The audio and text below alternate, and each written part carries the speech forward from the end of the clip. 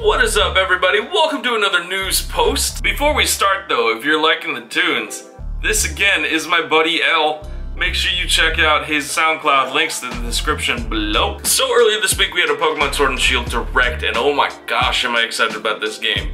So we've got a couple things to go over. We first have 5 new Pokemon that were introduced. You've got Wooloo, Gossifleur, Eldegoss, Dreadnought, and Corviknight. Now, Eldegoss is the evolved form of Gossifleur, and these go alongside the already announced starters. Wooloo is a sheep-looking fluffy fur Pokemon. Gossifleur is the flowering Pokemon, flavoring places with clean water. When Gossifleur evolves, it becomes Eldegoss. Dreadnought, the bite Pokemon, a dinosaur turtle-looking Pokemon that is difficult to tame. And Corviknight, which is a flying taxi, and it takes you back to towns you've already visited. The Galar region also includes Pokemon from previous generations spread around a new free roam area called the Wild Area. Now, the Wild Area is freaking awesome because it's the first time we're seeing multiplayer in a main game Pokemon game. So the Wild Area stretches between cities. It's filled with nature, Pokemon, and challenges. The Pokemon spawns depend on the weather and terrain of that part of the Wild Area that you're visiting. You'll be able to control the camera in order to explore the vast space around you and search for Pokemon and items. Which is awesome because just like Pokemon Let's Go, Pokemon are visible in the grass and battles start if you run into them. There are special encounters where wild Pokemon is hidden and only marked with an exclamation point. Which brings us to Dynamaxing. It's a new feature that can be used in trainer battles. Dynamaxing increases the Pokemon size and boosts their power. Dynamax Pokemon revert to normal after 3 turns, so players will need to plan wisely when and why they will use Dynamax. Dynamax Pokemon get new Max moves, which replace the moves they previously had, acting essentially as a second set of moves that can only be used when maxed. In order to Dynamax, a Dynamax band is required. The band is a special item created and researched in the Galar region. And this is dope. This is where the multiplayer component comes in. Up to 4 players can join in the Wild Area to fight a Dynamax version of a wild Pokemon in a max raid scenario. Only 1 player can Dynamax their own Pokemon, so the team needs to decide which player will boost their own Pokemon to maximize their damage output. Dynamax raid bosses also feature special mechanics that are not available outside these battles. Raid bosses appear in the Wild Area and depend on the current weather in the area. Max raid battles will be available via local multiplayer or via internet connection. So basically, Dynamax is like a raid boss in Pokemon Go.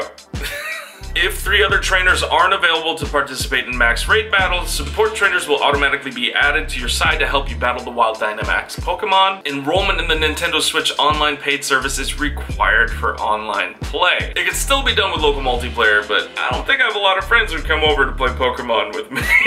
But we'll see. We'll see. Maybe I'll just pay for the online service. Gyms and rivals in the Galar region. Pokemon battles are a huge deal in the Galar region. Leon is the Galar region's most popular trainer and the one you'll be battling for the champion title. His little brother Hop looks up to his brother a great deal and wants to be just like him, so he's training super hard and he'll be your rival. He just happens to show up in the Galar region around the same time as you, and he'll be following you through there. There to support you is Professor Magnolia, who is the professor of the Galar region, whose research specializes in the Dynamax phenomena. Also her granddaughter Sonia, who also serves as Professor Magnolia's assistant. Also, these stadiums look legit. They're huge, they're massive, they're built specifically so that it can support epic Dynamax battles, and in Galar they're hugely popular and they're televised. And featured in the trailer is Gym Leader Milo, a grass type expert that used a Dynamax Eldegoss to fight. And finally we get to see the legendary dogs in that little clip that played in the Pokemon press conference earlier. Zacian and Zamazenta are the legendaries that are featured on the box for each game. Zacian attacks so gracefully that its movements can even captivate its opponents.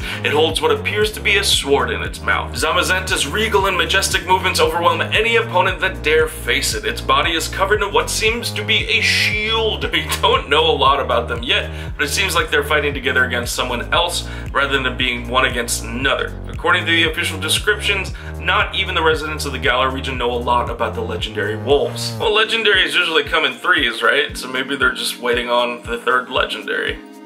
Who knows? And as most of you already know, Community Day is tomorrow or today, depending on when I upload this video. June 8th, 3 p.m. to 6 p.m. local time, featuring the Pokemon Slackoth. You got increased spawns of Slackoth, and if you're lucky, you'll catch a shiny. 3-hour lures, 1/4 egg hatch distance, and if you evolve a Vigoroth into Slacking before 7 p.m., it'll get the exclusive move Body Slam. Also, just announced yesterday the details for Pokemon Go Fest Yokohama. 2019, come on. The event will take place at Yamashita Park, Rinko Park, and Akarenga Park from August 6th to August 12th from 10 a.m. to 5 p.m. local time. Participation is free, but it will be pre-application lottery system. Niantic accepting application for participation from Wednesday, June 19th from 8 a.m. to Friday, June 20th to 8 a.m. On June 29th, Niantic will notify winners if they were drawn through the lottery system, and we can see on the official image that Chatot, Salamence, Hoppip, Pikachu, Swinub, Piplup, Unknown, and Poliwag are featured. I mean, this is huge because Pikachu Outbreak is a massive, massive event where millions of people go, so adding GoFest on top of it,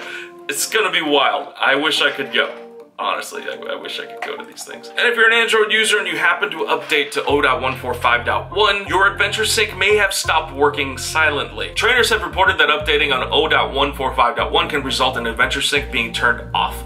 If you have recently updated, please be sure to check if your Adventure Sync is turned on. You will be losing valuable distance, which is super important for the current Adventure Week 2019 event. The bug has primarily been reported on Android devices, but let me know in the comments below if it's affected you and you're on iPhone. Additionally, players have also reported that updating the app can cause their phone to be marked as optimized. There is a battery optimization feature within Android that kind of makes your app useless. It doesn't run in the background as frequently.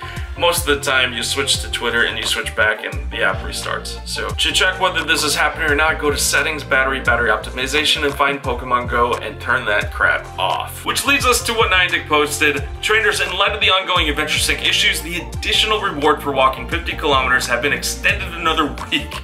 Until July 17th, 9 a.m. earn 50,000 Stardust and 15 rare candies by walking 50 kilometers each week for both this week and the next. So if you don't get your 50 kilometers this week, you can try again next week. But that means that if you get it this week and next week, you potentially earn 100,000 You potentially earn 100,000 Stardust and 30 rare candies. That gives you a lot of potential to walk around, especially with Community Day tomorrow. We're gonna be walking around like crazy. Also, we have new Adventure Week clothing. 2 new clothing sets are now available in the style shop called the Ruin Maniac and the Backpacker, which is kind of awesome. Ruin Maniac is the Catch 200 ground type Pokemon, and Backpacker is the Visit 2000 Pokestop medal. The Ruin Maniac outfits look like you're about to go on a safari, or if you're gonna be like raiding some tombs. And it comes out to about 550 coin to purchase every piece of it. The hat, the outfit, the backpack, the footwear. Backpacker looks like you're about to go hiking. T-shirt and shorts and a big old mountain bag. So if you get the top, the backpack, the capris, and the footwear, it comes out to about 480 coin for that. Also, if you're headed to Pokemon Go Fest, DTC has put up a 2019 Visitors Guide, so you should check that out. Links in the description below. Basically, I'm just gonna let Count Gensula take me wherever and just enjoy myself and try to eat sadness as much as possible. But if I'm going to get pizza, I'm going to get pizza. That's the way it is. Also, if you're a trainer in Germany and parts of France, the Pokestop nomination submission system has gone live there. And when we say some of France, there are some very large S2 cells that overlap the border of France and Germany. So that brings a list to Brazil, South Korea, Mexico, Thailand, Chile, Argentina, Vietnam, Peru, Indonesia, and as of March 27th, all of the Latin American region, Taiwan, Denmark, India, and now Germany and parts of France. So let me know if you live in those regions, how it's going, and if you're taking advantage of the submission system. And that's the news, guys. If you enjoyed this video, make sure you give it a big thumbs up, subscribe if you want to see more content like this, hit that notification bell, become part of the notification squad, be the first person to know when I drop a video or if I go live. For more up-to-date shenanigans, make sure you join the Discord server, guys. I'm there every day posting about my life and my sugar-free diet, which is horrible today because today was National Donut Day. Yeah. Is tough. Also, Twitter, Instagram, Facebook, links all in the description below. There's also a link to my Patreon, where for as little as $1 a month, you can get a sandwich named after you. Like this one. All right, I kind of went out of order before because Tex is the only one in the top tier. So let's just start from the beginning. We went with Susan, now we're gonna go with Fodder 42NL. I don't know how to say that. All right, I don't know what kind of sandwich it's gonna be. In this case, we're using a fine honey wheat from Great Value bread. You get corned beef. This is the epitome of sadness, but it's practical and I like it. I'm gonna put some mayo. Mustard. We're just gonna put this corned beef on the sandwich. All right. It looks fantastic. Just one more touch. There's only one thing left to do. Okay, this is not going well. New strategy. We're just gonna smear it on as a kind of a canvas, and then we're going to etch your name in, fodder. There you go. It says your name, kind of. We did it together. Fodder 42 NL. This corned beef sandwich is for you. For me, really. I'm about to eat it.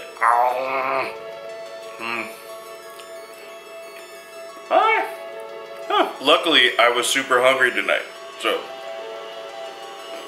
thank you for your patronage. See, wouldn't you want that? Why wouldn't you want that? Anyway, make sure you check that out. Links in the description below. Another good way to support my channel is to buy my pin. Go to koozipins.com and pick yours up today. And that's it, guys. I hope you have an amazing community day tomorrow. Hope you get all of the shiny luck and catch a ton of slack off. And I will see you in the next one. Peace.